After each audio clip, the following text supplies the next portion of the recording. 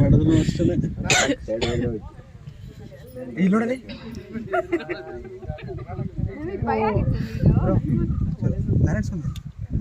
ಸ್ವಾಮಿ bro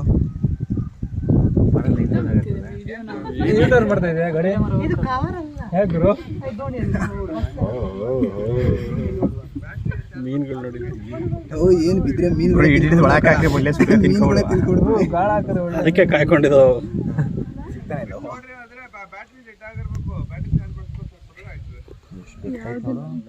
ಮತ್ತೆ ಆಳ ಇದೆಯಾ